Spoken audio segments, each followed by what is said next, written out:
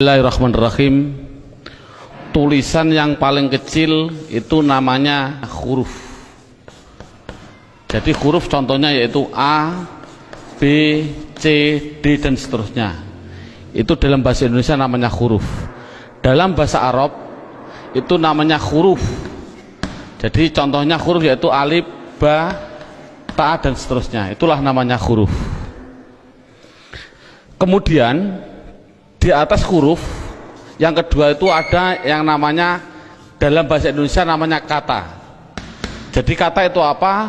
Kata susunan dari beberapa huruf yang mempunyai arti. Contoh, ada huruf S, A, Y, A, saya jadikan satu, itulah namanya kata.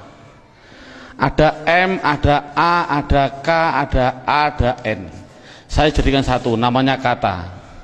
Ada R, ada O, ada T, ada I, namanya roti, itu namanya kata.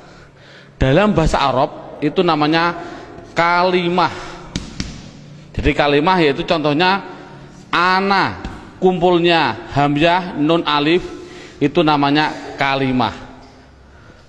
Akulu, itu namanya kalimah. Al-khubza, itu namanya kalimah. Jadi persatu-satuannya itu namanya kalimah. Di atas kata dalam bahasa Indonesia itu ada yang namanya kalimat. Jadi kalimat itu apa? Susunan dari huruf ini dijadikan satu. Saya makan roti dijadikan satu, itu namanya kalimah. Kalimat. Dalam bahasa Arab itu ada yang mengatakan kalam, ada yang mengatakan kalim, ada yang mengatakan kaul, terserah.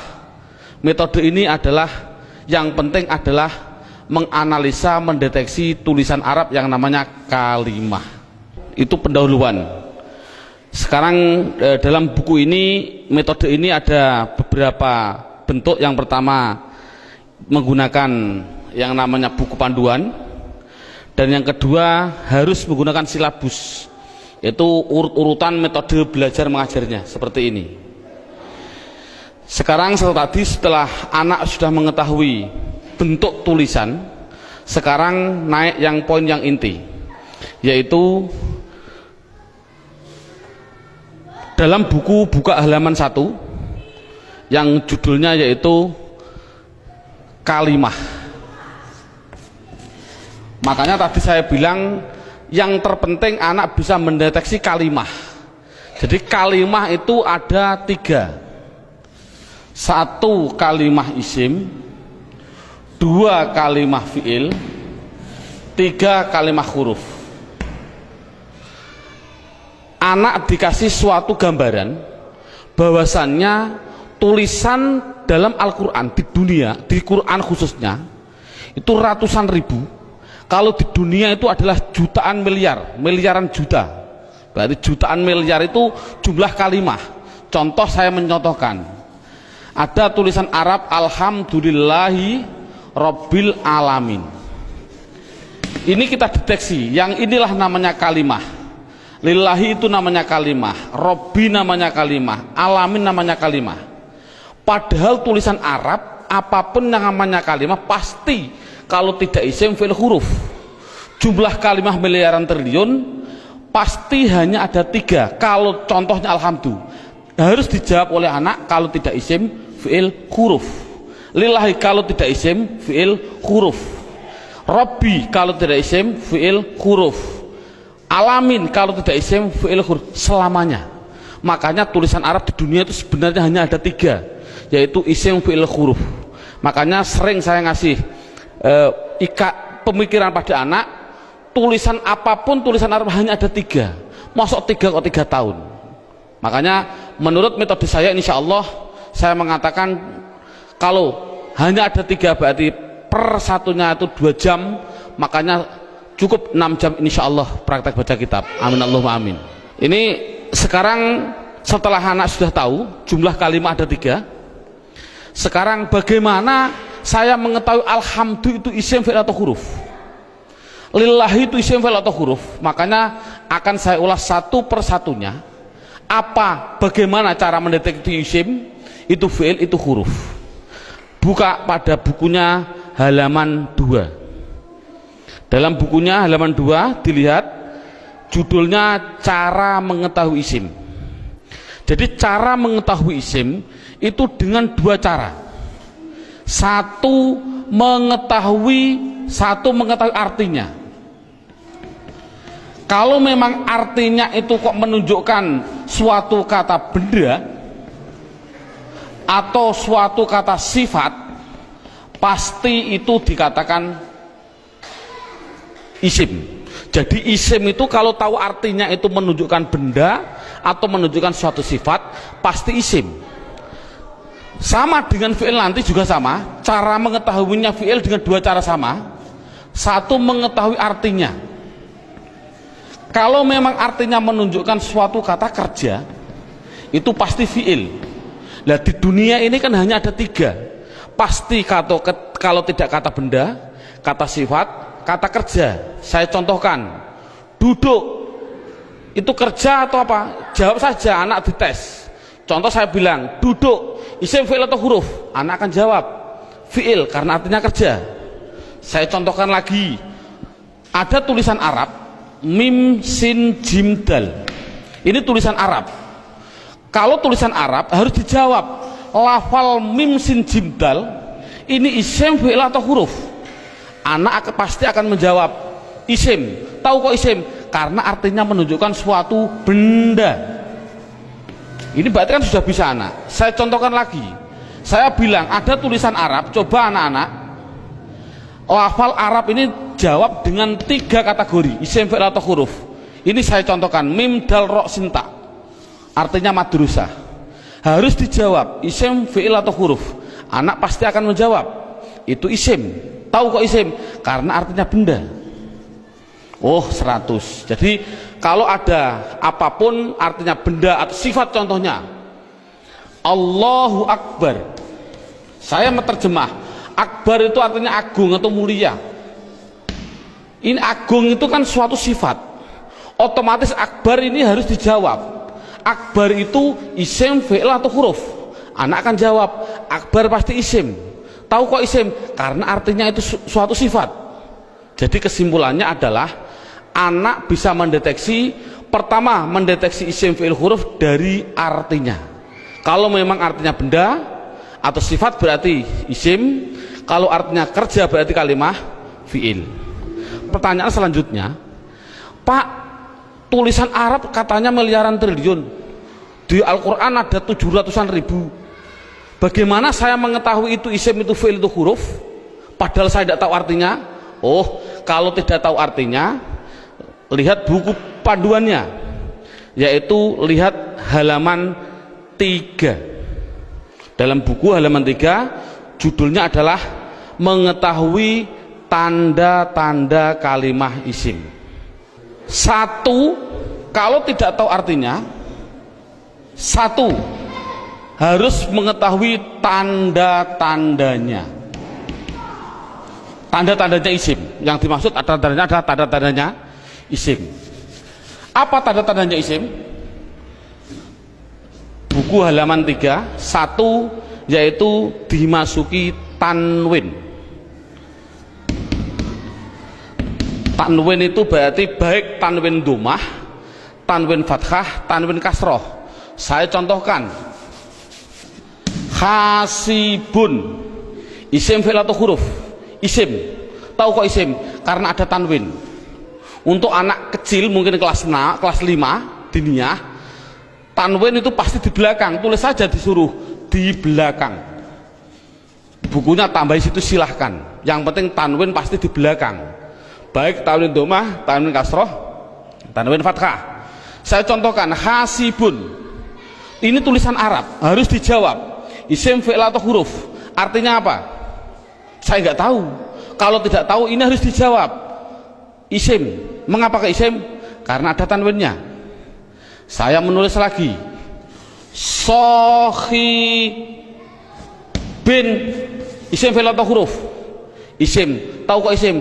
Karena ada tanwinnya. Berarti anak sudah bisa mendeteksi, yaitu tanda-tanda yang pertama kalimah isim, yaitu dimasuki tanwin. Sekarang yang nomor 2, Tanda-tanda isim yang nomor 2 itu kalau ada tulisan Arab depannya dikasih al, makanya dalam bukunya hanya dimasuki al, garis miring di depan. Jadi kalau ada tulisan Arab depannya ada alif dan lam, pasti itu isim. Contoh, alhamdu, harus dijawab isim fi'il atau huruf, jawabnya adalah isim. Tahu kok isim? Karena dimasuki al. Ar-Rahim, isim fi'il atau huruf, isim. Tahu kok isim? Karena ada al. Dan seterusnya. Sekarang yang ketiga, tanda-tanda isim yang ketiga yaitu dimasuki yang namanya huruf jar. Huruf jar itu apa sih? Huruf jar itu adalah tertentu, lafalnya tertentu, yaitu ada tulisan itu berupa apa? Min, ila, an, ala, dan seterusnya. Di dalam buku sudah ada. Min artinya dari, ila artinya ke, an artinya dari, ala artinya di atas, dan seterusnya. Jadi kalau ada tulisan Arab dimasuki min, yang mana huruf jar itu pasti tempatnya di depan suatu kalimah, mesti itu adalah kalimah isim. Contoh, saya mencontohkan ada tulisan Arab, zahaba zaidun ila suq, zahaba zaidun ila suq. Anak saya tes satu persatu dulu. Zaidun, isim fi'il atau huruf? Isim. Tahu kok isim? Karena ada tanwinnya. Suq, isim fi'il atau huruf? Isim. Tahu kok isim? Karena dimasuki huruf jar yang namanya ila. Artinya apa saya suq? Tidak tahu, tidak penting. Ini kan tidak penting. Yang penting itu bisa mendeteksi itu pasti kalimah isim. Contohnya lagi, ada contoh yang namanya ada roja'a. Saya contohkan, roja'a kembali. Siapa yang kembali? Bakrun, siapa bakar? Kembali min dukan, min dukan. Bakrun isim fi'il atau huruf? Jawabnya isim. Tahu kok isim? Karena ada tanwin. Min dukan, dukan itu isim fi'il atau huruf? Isim. Tahu kok isim? Karena dimasuki huruf jar min. Artinya apa? Tidak penting. Jadi makanya itu adalah tanda-tanda kalimah isim. Yang ketiga, yang keempat, tanda-tanda isim yang keempat di situ saya tulis. Saya hapus dulu. Tanda-tanda isim yang keempat yaitu dimasuki namanya huruf kosam. Kosam itu artinya sumpah. Kosam artinya sumpah. Di sini huruf kosam hanya ada 3, wawu, ba, ta. Untuk anak pemula jangan dicontohkan selain lafal Allah, jangan. Untuk pemula jangan. Contoh, wal asri. Asri ini adalah isim. Tahu kok isim? Karena ada wawu kosam. Tidak perlu sebenarnya. Yang penting itu adalah wawu kosam nanti. Contohkan saja wallahi. Berarti Allah itu isim karena apa? Dimasuki wawu ini. Itu aja masih bingung untuk anak didik. Jadi kesimpulannya kosam tidak begitu penting. Yang penting yang terakhir ini. Tanda-tanda isim yang terakhir yang kelima yaitu dimasuki yang namanya mamimu. Contohkan, ini contoh mamimu di sini dalam buku panduan. Di situ lihat halaman 65. Halaman 65 dalam bukunya dibuka. Contohnya halaman 65 yaitu fa'ala yaf'ulu fa'lan wa maf'alan fahuwa fa'ilun wadaka maf'ulun. Saya ambil yang penting-penting saja. Uf'ul la taf'ul, maf'alun 2 kali ini, maf'alun mif'alun. Cara menerangkan pada anak bahwasannya fa'ala yaf'ulu fa'lan ini adalah dalam bahasa pramuka namanya kata sandi. Kalau dalam bahasa komputer namanya keyword atau password, katakan saja password. Passwordnya itu apa? Itu namanya fa'ala. Karena apa? Fa'ala itu adalah hitungan hanya ada 3, 1, 2, 3. Artinya tulisan Arab di dunia, saya tadi bilang miliaran triliun, itu pasti dari 3 kata dasar. Saya bilang contoh, memukul, doroba, ini namanya 1, 2, 3. Duduk, jalasa, 1, 2, 3. Menolong, nasoro, 1, 2, 3. Inilah jadi tulisan Arab itu pasti 3. Contoh fa'ala, berarti saya contohkan di atas. Makanya anak, kalau insya Allah kalau anak desa biasanya sudah bisa. Ini namanya fa fi'il, ini namanya fi'il. Sebagai kata sandi namanya fi'il. Namanya fa fi'il, ain fi'il, lam fi'il. Jadi dot itu bertepatan dengan fa, namanya fa fi'il. Ro bertepatan dengan ain, namanya ain fi'il. Ba bertepatan dengan lam, namanya lam fi'il.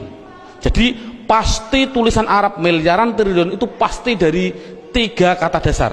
Itu pasti.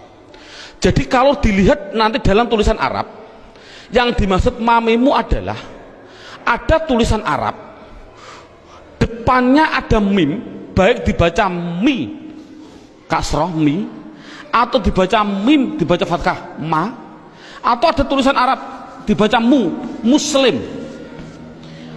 Kalau ada tulisan Arab depannya kok dikasih mim dan jumlahnya pasti 4, berarti karena 3 yang asli, mim lam sin asli, mim tambahan, lam fa lam ain fa asli, mim tambahan. Jadi kalau ada tulisan Arab depannya ada mim, baik dibaca ma atau mi atau mu, pasti itu kalimat isim. Contoh, muslim, isim fi'il atau huruf? Jawabnya adalah isim. Tahu kok isim? Karena dimasuki mu. Saya menulis. Masjid, isim fi'il atau huruf? Isim. Tahu kok isim? Karena dimasuki ma. Dan seterusnya. Saya bilang madrasah, isim fi'il atau huruf? Isim. Tahu kok isim? Karena dimasuki ma. Jadi tulisan Arab kalau ada mim dibaca baik fathah, kasroh, dumah, itu pasti kalimah isim. Sekarang saya tambah sedikit suatu pengenalan. Kalau ada tulisan Arab,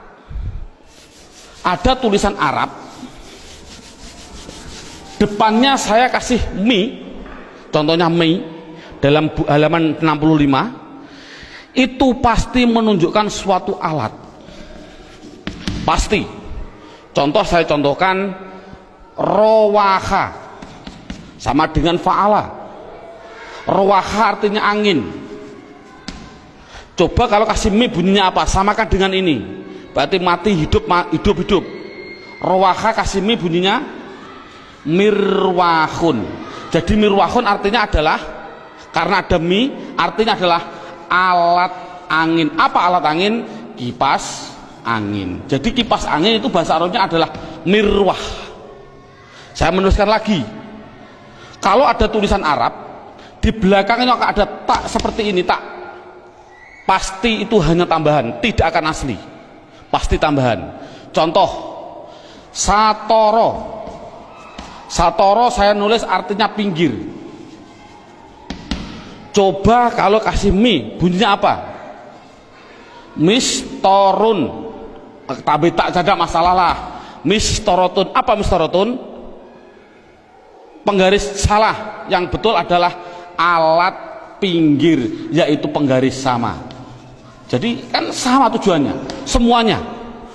Kalau ada tulisan Arab depannya dikasih ma, ada arti 2, yaitu mengartikan 2. Namanya menunjukkan suatu tempat atau suatu waktu, menunjukkan waktu. Tinggal pilih kondisional. Untuk guru tolong hanya sebutkan saja pasti maf'a, karena nanti dalam pendalaman ada yang namanya maf'i ada, tapi tidak perlu dicontohkan pada murid. Yang penting adalah maf'a. Kalau ada lafal maf'a, pasti tinggal pilih menunjukkan tempat atau waktu. Contoh, Darosa belajar.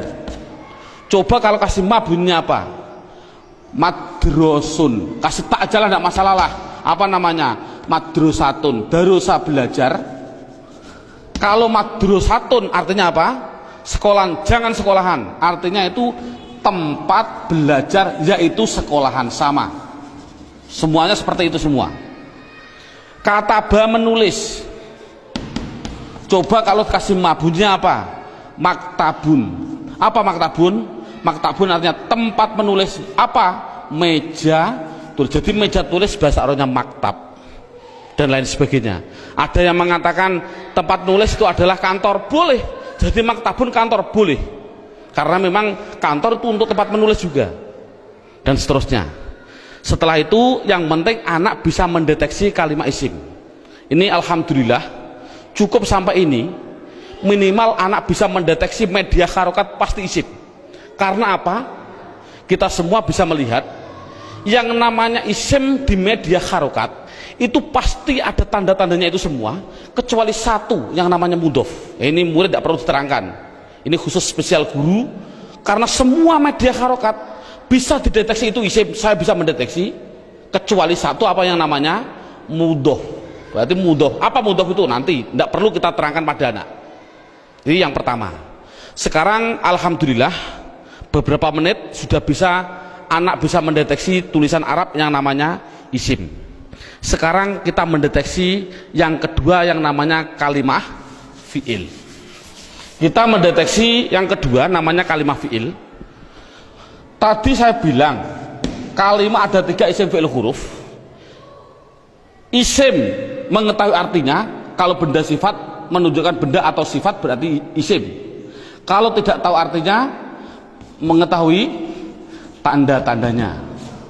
Sama dengan fi'il. Kalau mengetahui artinya, itu artinya menunjukkan suatu kerja, berarti kalimah fi'il. Tadi sudah saya terangkan. Kalau tidak tahu semuanya Pak, oh sama dengan isim, yaitu mengetahui tanda-tandanya. Lihat buku panduannya, yaitu halaman 10. Buku panduan halaman 10.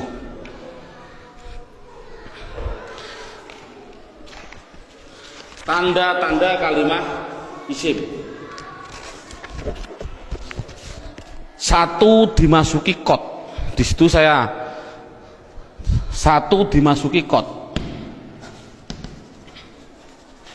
Dimasuki kot. Saya menulis, biar anak, karena anak kecil mungkin biar jelas, saya suruh di depan. Tempatnya itu di depan. Jadi kalau ada tulisan Arab kok ada depannya ada lafal kot, pasti setelahnya itu fi'il. Contoh, saya mencontohkan Allahu Akbar, Allahu Akbar, qad qomatis sholah, qad qomatis sholah. Ini adalah lafal kot. Koma itu mau tidak mau harus saya jawab itu kalimat fi'il. Tahu kok fi'il? Karena dia dimasuki kot. Ini kan paling mudah. Jadi kalau ada dimasuki kot itu namanya kalimah fi'il. Apa artinya koma? Tidak penting. Yang penting tahu itu adalah fi'il. Tanda-tanda yang kedua yaitu dimasuki yang namanya sin. Tolong lafal sin tidak usah diterangkan. Karena apa kok menerangkan? Wong saya menerangkan fi'il saja belum tahu, saya contohkan lafal sayaqulus sufaha. Yaqulu itu adalah fi'il, karena apa? Dimasuki sin, tidak akan mungkin paham anak. Makanya sin adalah ditinggal dulu, karena dia belum bisa mendeteksi semuanya. Jadi sin saya tinggal. Tanda-tanda fi'il yang ketiga yaitu dimasuki yang namanya saufa. Dimasuki yang namanya saufa. Tulis saja sama, sin ya di depan, saufa ya di depan, sama. Contoh yang biasa yang sering didengarkan oleh anak, contoh saya bilang kala saufata lamun, tak lamun itu pasti saya mengatakan fi'il. Karena apa? Karena dimasuki saufa. Artinya apa? Tidak penting, karena sudah tahu itu artinya saufa. Saufa itu masuk pada kalimat tadi mesti kalimat fi'il. Ini paling mudah.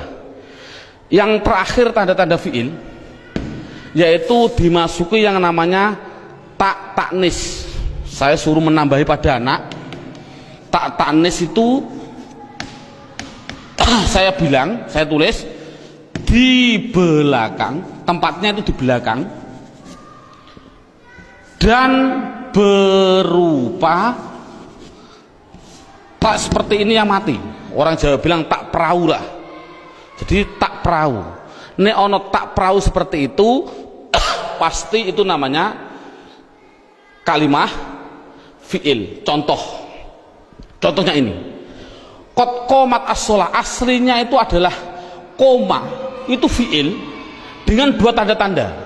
Satu dimasuki qad, dua dimasuki ini tak, ini di belakang masuk pada kalimat ini. Jadi ada dua tanda-tanda. Coba sholat, isim fi'il atau huruf? Isim. Tahu kok isim? Karena ada al. Oh mudah. Namun sekali lagi ini mulai metode saya adalah nanti menggunakan yang namanya metode hantu. Ini contohnya. Al ini adalah alif dan lam. Yang namanya alif itu pasti mati. Yang namanya alif pasti mati. Ada mati ketemu mati, itu namanya hantu. Saya tulis mati ketemu mati namanya apa? Hantu. Orang Arab tidak senang hantu. Akhirnya biar ini hidup, akhirnya dikasih biar berdoa. Bunyi apa? Qad qomatis shalah. Bukan qad qomat shalah lagi, tapi qad qomatis shalah. Saya contohkan lagi. Lafal min ketemu masjid. Bunyinya apa? Min al masjid, tidak boleh karena ini ada alif mati ketemu mati namanya hantu, tidak boleh, harus dihidupkan biar berdoa, bunyinya minal masjidi. Contoh lagi, an ketemu madrasah, bunyinya apa? Anil. Kok bisa anil? Oh karena ada mati ketemu mati namanya hantu. Ini sekali lagi orang Arab itu tidak senang atas hantu. Kesimpulannya adalah berapa menit mulai pertama dan sekarang ini anak sudah bisa mendeteksi media harokat yang namanya isim dan fiil. Alhamdulillah dengan beberapa menit anak sudah bisa mendeteksi namanya media harokat isim atau fiil. Karena apa? Huruf itu hanya huruf jar. Katakan saja huruf jar. Ada huruf li taukid dan sebagainya, itu tidak penting. Berarti kalau huruf jar itu tertentu tadi hanya min ila ada berapa 9. Selain itu tulisan Arab pasti hanya isim dan fiil. Anak sudah bisa mendeteksi kecuali tadi mudhof. Alhamdulillah. Sekarang kita naik poin yang keempat. Poin yang keempat yaitu lihat buku halaman pertama. Dalam halaman pertama terlihat kalimah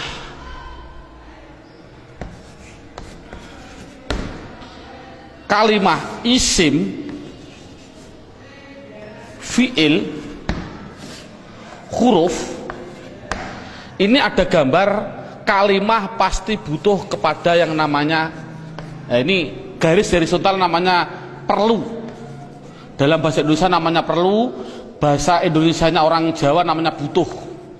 Butuh itu kemarin saya dari Sumatera, butuh itu artinya sama seperti di orang Kalimantan zakar. Naudzubillah, mohon maaf sekali bahasa kasar perlu. Berarti kalimah itu pasti memerlukan yang namanya i'rab. Halaman pertama dilihat, i'rab itu ada 4. Satu namanya i'rab rofa, 2 namanya i'rab nasab, 3 namanya i'rab jar, yang keempat yaitu namanya i'rab jazm. Jadi kalimah itu pasti memerlukan yang namanya i'rab. Padahal i'rab ada 4, rofa, nasab, jar, jazm. Dan perlu diketahui kalimah isim itu butuhnya hanya butuh 3, bukan 4. Fi'il butuhnya yaitu 3, bukan 4. Huruf, sementara huruf tidak butuh. Jadi yang butuh i'rab itu yaitu khusus yang namanya kalimah isim dan kalimah fiil. Apa i'rab itu nanti saya terangkan. Yang penting isim itu butuh 3. Apa namanya? Dan perlu ditulis dulu. Anak harus digarisbawahi. Rofa pasti domah. Dibilang pasti. Karena pengalaman saya pada waktu kecil, Pak Guru menerangkan rofa yaitu domah, wawu, alif, nun. Itu saya juga bingung. Makanya saya melihat dalam jurumiyah ada namanya alamat asli, menunjukkan bahwasanya anak, saya punya insting, oh berarti mengapa musonaf kok mengatakan asli domah, inilah mungkin metode saya harus mengikuti seperti ini. Jadi setiap anak pastikan yang namanya rofa pasti domah, yang namanya nasab pasti fathah, yang namanya jer pasti kasroh, yang namanya jazm pasti sukun. Dipastikan dulu. Jadi kalau sekarang kita lanjutkan, yang butuh i'rab itu adalah isim butuh 3. Apa-apa? Isim butuhnya yaitu rofa, nasab, jer. Ini kebutuhan isim. Jadi isim butuhnya hanya 3: rofa, domah, nasab, fathah, jer, kasroh. Tidak butuh kepada jazm, tidak butuh. Ini penting. Adapun yang fi'il butuh 3. Fi'il butuh 3. Apa-apa? Rofa, nasab, dan jazm. Tidak butuh kepada yang namanya jer. Ini anak harus tidak perlulah kita terlalu ngasih pertanyaan terbulak-balik. Contoh, isim i'rab apa yang khusus masuk pada fi'il, i'rab apa yang tidak boleh masuk pada fi'il, tidak perlulah. Yang penting minimal pertama kali tolong ditekankan isim. Fi'il aja tidak penting, nanti dulu.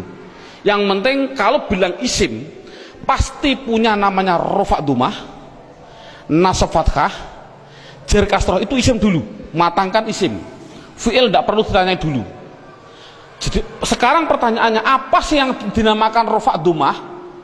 Rofa itu adalah i'rab. I'rab itu apa? I'rab adalah perubahan pada akhir kalimat atau kata, akhir kata atau kalimah dalam bahasa Arabnya tadi. Jadi kalau ada tulisan Arab, perubahan belakang itulah namanya i'rab.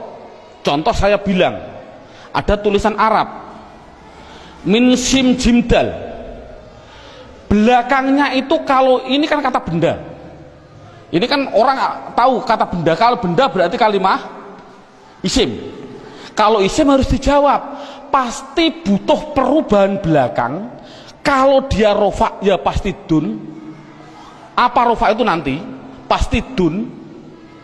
Kalau dia nasab berarti pasti dan. Kalau dia jer berarti din. Makanya saya tadi bilang, yang namanya i'rab, khususnya ini, i'rab itu sama dengan nahwu. Contohnya lafal ini, dun dan din. Inilah belakang, ini namanya nahwu. Adapun depan ada tulisan mim sim jim dal, bacanya apa? Masjid. Mengapa kok dibaca masjid? Mbok dibaca misjid saja. Inilah perubahan depan, itu namanya sorof. Jadi nahwu sama sorof itu harus gandeng. Mengapa terjadi sekarang ini guru nahwu, guru sorof sudah berlainan, itu sudah jauh, akan bertemu juga sulit. Karena satu kalimat membutuhkan 2 hal, yang namanya nahwu dan sorof. Jadi perubahan depan itu namanya sorof, perubahan belakang adalah nahwu. Jadi kesimpulannya lagi, ada kesimpulan ini, tolong nanti anak-anak harus dipahami. Yang namanya isim, yang namanya, saya ini kesimpulan, isim pasti butuh 2 hal belakangnya. Kalau ada al, kalau tidak ada al ya ditanwin. Itu prinsip. Jadi kalau ada tulisan Arab kok dia menunjukkan suatu isim, itu harus kasih tanwin kalau tidak ada alnya. Kalau ada alnya jangan ditanwin. Contoh, masjid ini kan tidak ada alnya, makanya saya balang dun dan din. Coba kalau saya kasih al, al masjid, coba rofaknya bunyinya bagaimana? Al masjid, jangan ditanwin karena ada al. Nasabnya bunyinya bagaimana? Al masjidah. Jernya bunyinya bagaimana? Al masjidi. Ini contoh. Dalam buku panduan saya, anak harus dites dengan contoh 2, yaitu dengan lafal basmalah dan takbir. Saya contohkan. Kita kasih contoh yang biasa dibaca oleh anak.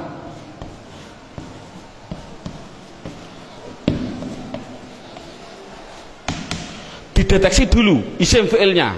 Coba rohim, lafal belakang ini isim fi'il atau huruf? Isim, tahu kok isim? Ada al. Rohman, isim fi'il atau huruf? Isim, tahu kok isim? Ada al.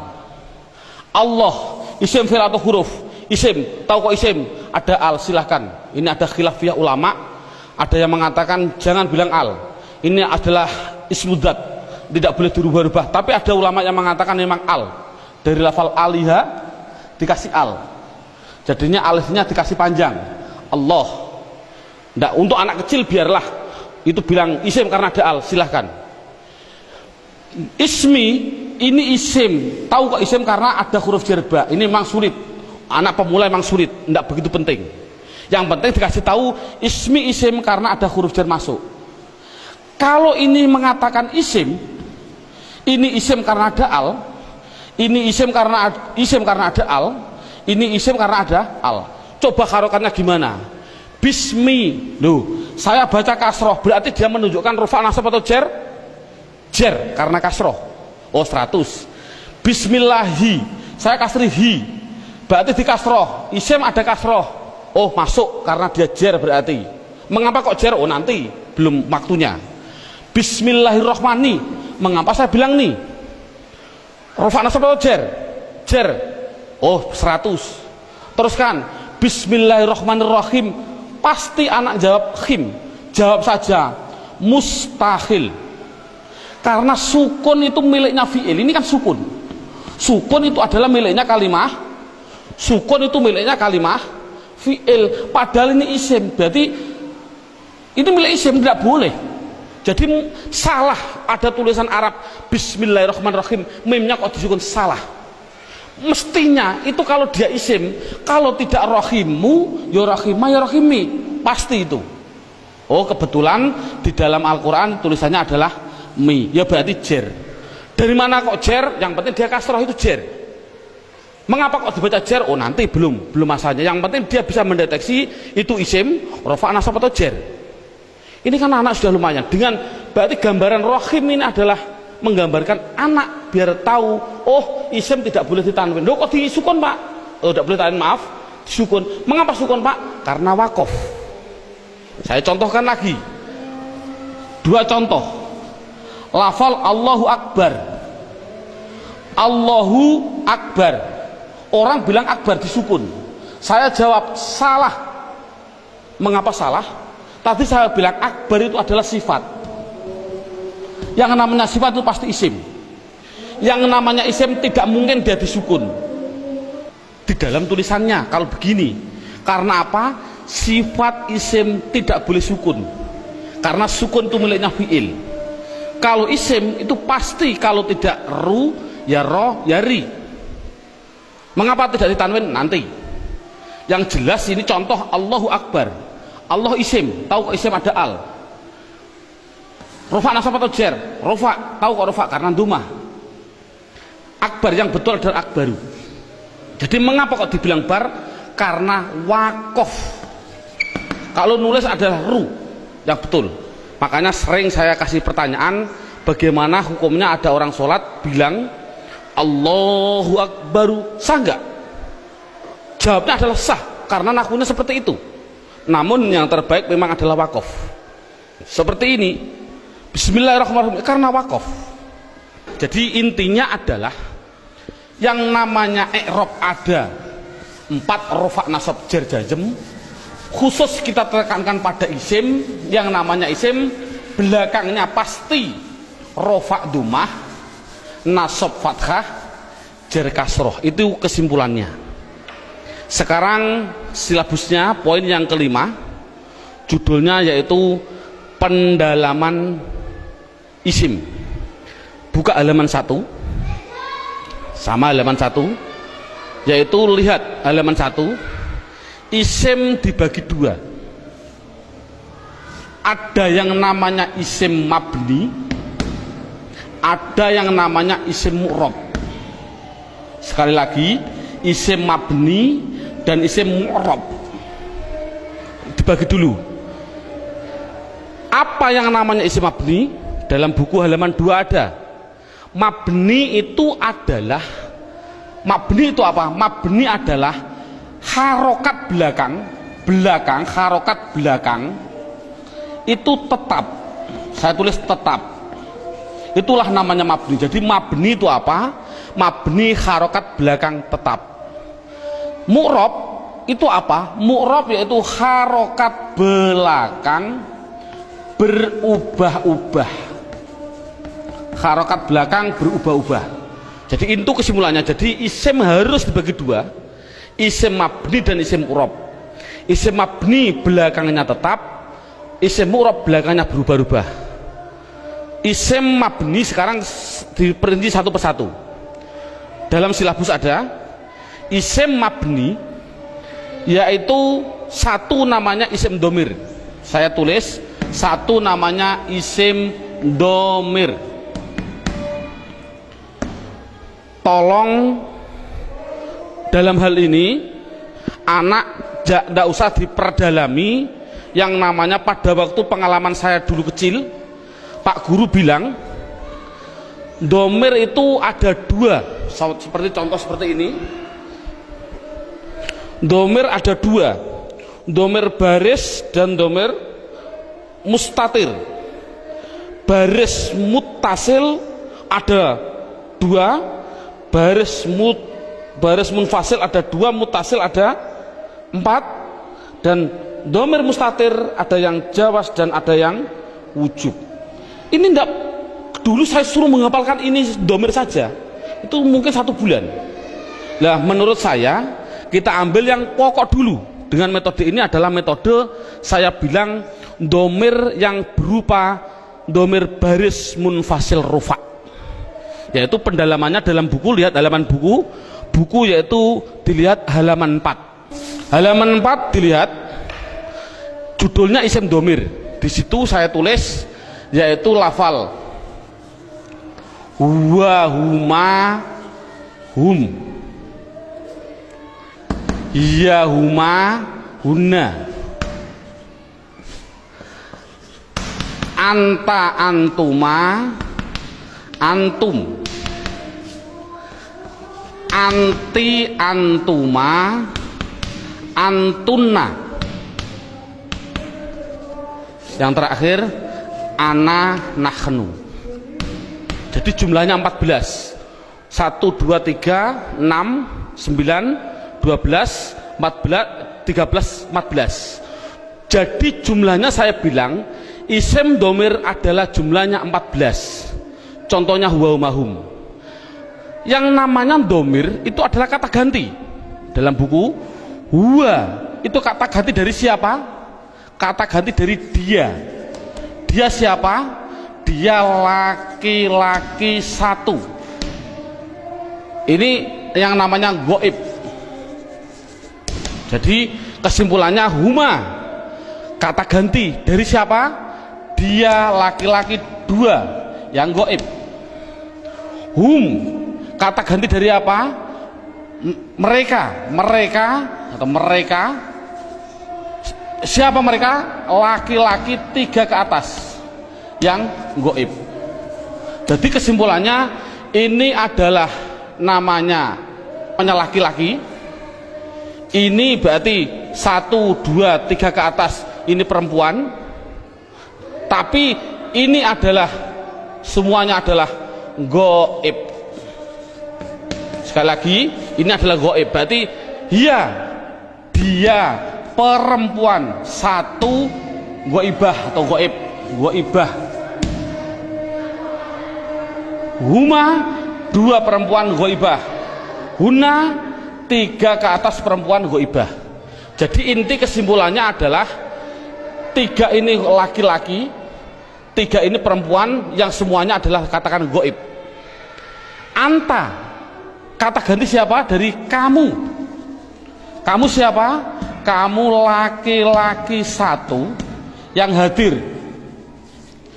Saya simpulkan, intinya ini adalah laki-laki yang anti antuma antuna, saya simpulkan perempuan, namun dua-duanya ini namanya hadir. Namanya hadir. Ana artinya saya, nahnu artinya kita. Penjelasannya, mengapa domir dikatakan mabni? Ini anak dijelaskan dengan dua pendekatan.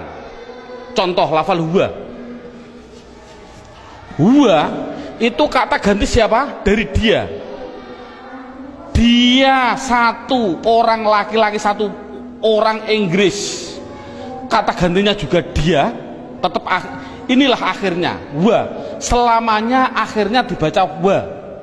Makanya dikatakan mabni adalah belakangnya tetap, yaitu tetap dibaca fathah. Dia orang Amerika, ya sama tetap wa.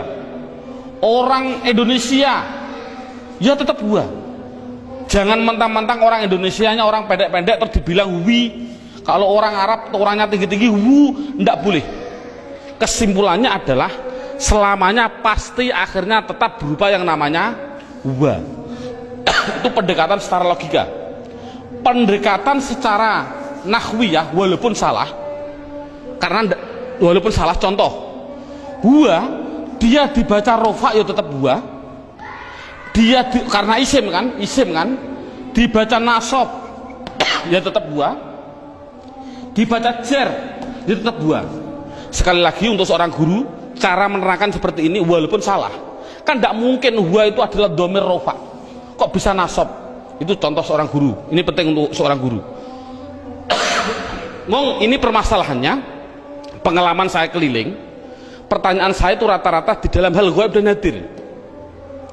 Saya bilang, apa sih artinya gaib dan apa sih artinya hadir?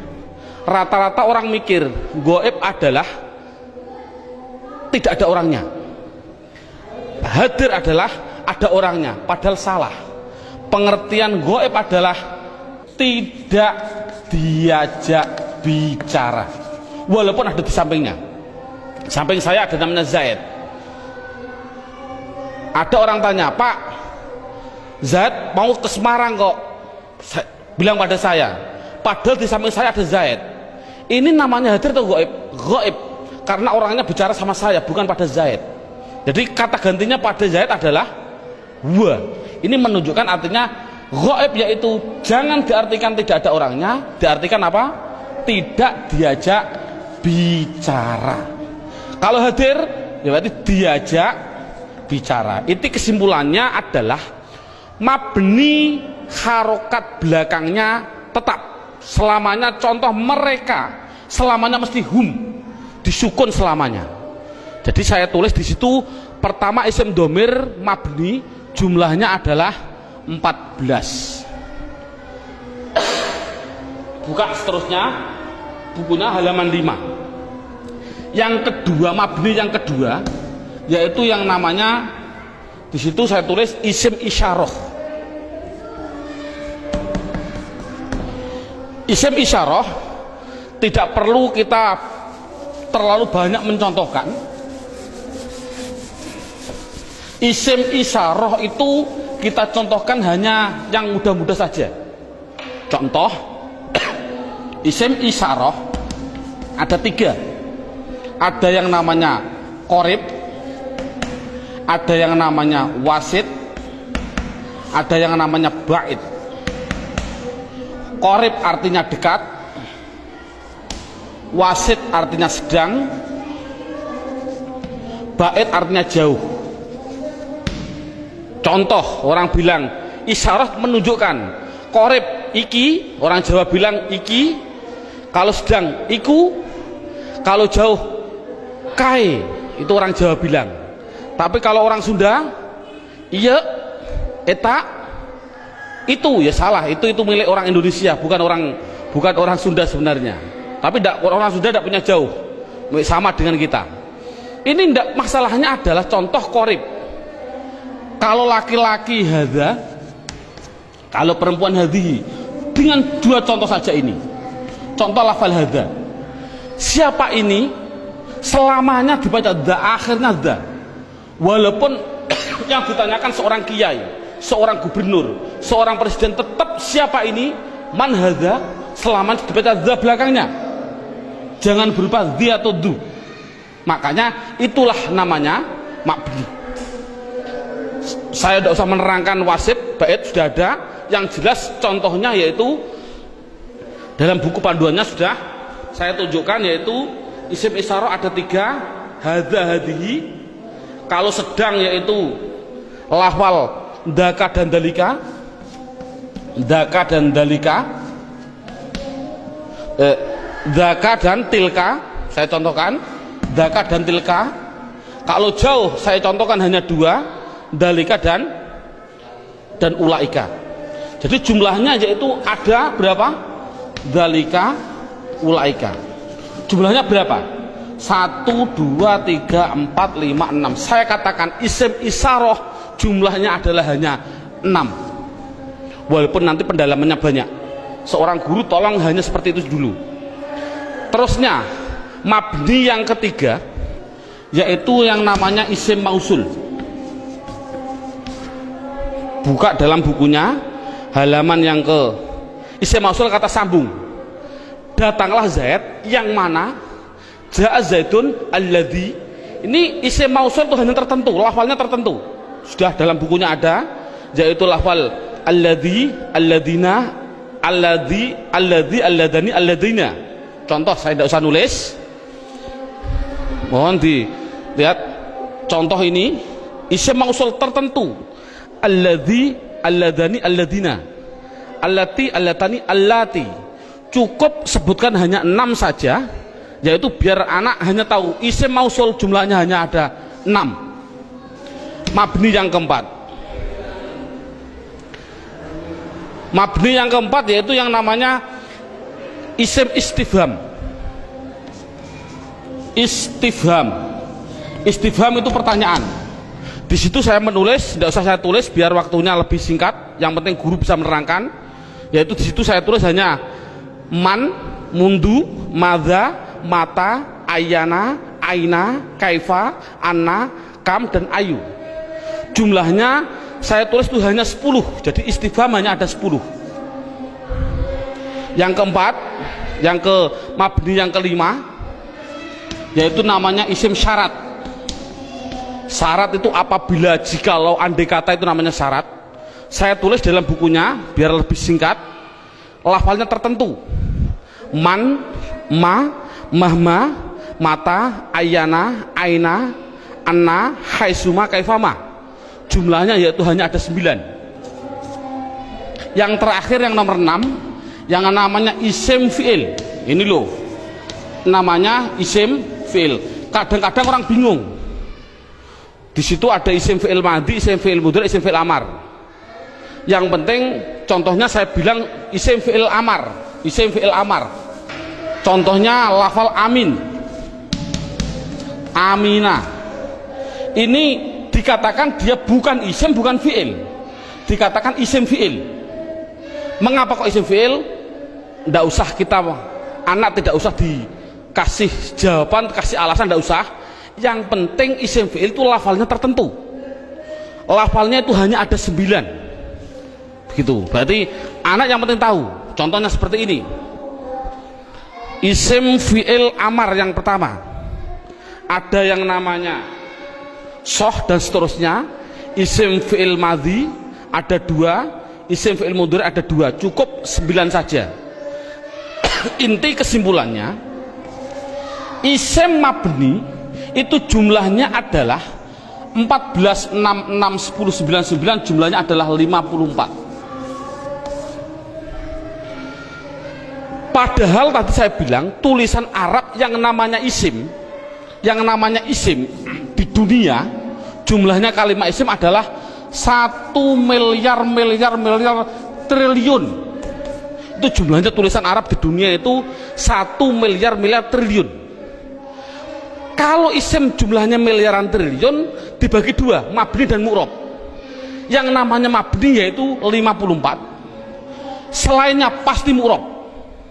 Kesimpulannya, isim mu'rob adalah yang tidak berupa mabni. Saya mohon maaf untuk seorang ustadz, seorang guru, dulu pada waktu saya masih kelas 1 sanawiyah sudah diajarkan oleh alfiyah, padahal saya belum memahami betul. Saya ditunjukkan contohnya huwa, isim domir. Isim domir huwa itu dikatakan mabni karena apa? Karena yang namanya mabni adalah serupa dengan huruf. Murob tidak serupa dengan huruf. Jadi yang namanya mabni serupa dengan huruf. Serupa di dalam apanya? Ada sibe wat'i, sibe iftikori, sibe. Tidak perlulah kita sementara, nanti dulu. Yang penting anak bisa, yang namanya mabni pasti tertentu lafalnya, dan dia pasti serupa dengan huruf. Makanya tidak usah kita menjelaskan alasan-alasan dulu, biarlah nanti seorang ustadz kalau dia sudah belajar alfiyah. Ini metode awal. Jadi saya simulkan, kalau tulisan Arab yang namanya isim jumlahnya 1 miliar triliun, mabni 54, berapa jumlah mu'rob? Jumlah mu'rob ya miliaran triliun dikurangi 54. Kalau kita nulis persen, ya mungkin 0,000 nafas hampir habis baru 1%. Jadi anak mudah. Isim domir ada 14, isim isyarah ada 6. Contoh, alhamdu, isim fi'il atau huruf? Isim. Tahu kok isim? Ada al.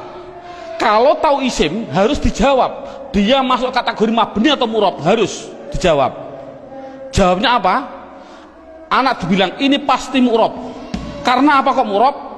Karena lafal alhamdu tidak ada pada mabni yang jumlahnya 54. Itu kan paling mudah. Berarti semua tulisan Arab kalau tidak ada di 54 ya pasti mu'rob. Berarti mu'rob miliaran triliun. Jadi makanya anak suruh menghafalkanlah. Arti tidak perlu nanti dulu. Yang penting anak bisa mendeteksi. Itu adalah mabni, jumlahnya 54, apa-apa, wa umahum dan seterusnya. Isim isyarah tak dihafal, isim mausul hafal. Selain itu pasti mu'rob. Contoh lagi, alhamdulillahi rabbil alamin. Isim fi'il atau huruf? Isim. Tahu kok isim? Ada al. Kalau isim, jawab mabni atau mu'rob? Itu pasti, pertanyaan itu harus. Jawabnya adalah mu'rob. Tahu kok mu'rob? Karena tidak ada di mabni, gitu saja. Paling simpel. Mengapa kok mu'rob? Karena tidak ada di mabni. Insya Allah anak akan bisa. Berarti bisa mendeteksi media harokat itu isim, mabni atau mu'rob. Semuanya. Mulai dari bismillah, mu'rob karena tidak ada di mabni. Bismillahi Allah, mu'rob karena tidak ada di mabni. Bismillahirrahman, Rahman mesti mu'rob karena tidak ada di mabni. Rohim, mu'rob karena tidak ada. Mudah. Jadi anak sudah bisa mendeteksi itu mabni dan itu mu'rob. Sekarang pendalaman yang terakhir, pendalaman isim yang terakhir, yaitu di dalam hal mu'rob. Dalam buku panduannya lihat halaman 8. Lihat halaman 8. Halaman 8 sudah tertulis, saya tulis di situ. Halaman 8. Halaman 8 sama halaman 1 sama. Sekali lagi, halaman 8 dan halaman 1 adalah sama. Yang namanya mu'rob itu tadi kan ada 6 jumlah total 54. Sekarang enggak, yang namanya mu'rob 1 ada yang namanya mufrad, 2 ada yang namanya tasniyah, yang ketiga ada yang namanya jamak mudzakkar salim, yang keempat ada yang namanya jamak muannas salim, yang kelima, lah ini saya batasi cukup mu'rob, yang penting anak bisa 4, mufrad tasniyah jamak mudzakkar salim jamak muannas salim. Yang kelima sampai yang ke-9 tidak penting. Sekali lagi, metode ini adalah tidak penting. Karena apa? Karena mu'rob yang 4 ini itu sudah mendominasi dalam tulisan Arab 80% dari tulisan Arab itu pasti terjadi dari 4. Makanya anak harus ditekankan di dalam 4 tadi. Berarti sekali lagi, mu'rab yang jumlahnya miliaran triliun dikurangi 54 itu harus dimasukkan di antara 4 ini. Berarti di antara 4 ini mufrad, tasniyah, jamak mudzakkar salim, jamak muannats salim. Sekarang anak diterangkan apa sih yang namanya isim mufrad. Lihat ini, mufrad itu bahasa Arab. Artinya apa mufrad? Artinya satu. Baik dia seorang laki-laki atau perempuan, pokoknya satu, itu nama bahasa Arabnya mufrad. Tasniyah itu bahasa Arab. Apa sih artinya tasniyah? Tasniyah itu artinya 2. Baik dia seorang laki-laki atau perempuan. Yang ketiga namanya jamak mudzakkar salim. Jamak itu artinya banyak, banyak itu artinya 3 ke atas, 3 plus. Mudzakkar artinya laki-laki, salim artinya selamat, berarti laki-laki yang selamat. Ngono selamat cara jayani. Yang keempat, jamak muannats salim. Jamak artinya 3 ke atas, muannats artinya perempuan, salim selamat. Jadi sementara anak dites dengan bahasa Jawa atau bahasa Indonesia, disuruh mengarabkan. Contoh saya bilang, coba saya bilang 2 buku itu mufrad atau tasniyah atau jamak mudzakkar salim atau jamak muannats salim? Jawab tasniyah. Tahu kok tasniyah? Karena artinya 2. Saya bilang 5 bakar, mufrad, tasniyah atau jamak mudzakkar atau jamak muannats? Jawab jamak mudzakkar salim. Karena apa? Artinya 5 3 ke atas, zaid adalah, bakar adalah laki-laki. Jadi anak sudah bisa dites dengan bahasa Jawa, disuruh membahasa Arabkan. Contoh sekali lagi, 2 zaid tasniyah, 5 bakar jamak mudzakkar salim, 10 hindun, hindun itu perempuan, jamak muannats salim. Bakar 1 artinya mufrad, Zainab 1 artinya mufrad bahasa Arabnya. Nah, kalau ada tulisan Arab kok tidak berupa mabni yang jumlahnya 54, pasti harus dimasukkan mu'rab. Kalau mu'rab harus dimasukkan di antara 4 ini, harus apa mufrad, apa tasniyah, apa jamak mudzakkar salim, apa jamak muannats salim, pasti harus masuk semua tulisan mu'rab. Contoh, nah ini bagaimana saya mengetahui Pak tulisan Arab itu mufrad, tasniyah, jamak mudzakkar salim, jamak muannats salim? Lihat bukunya halaman 8. Kalau ada tulisan Arab,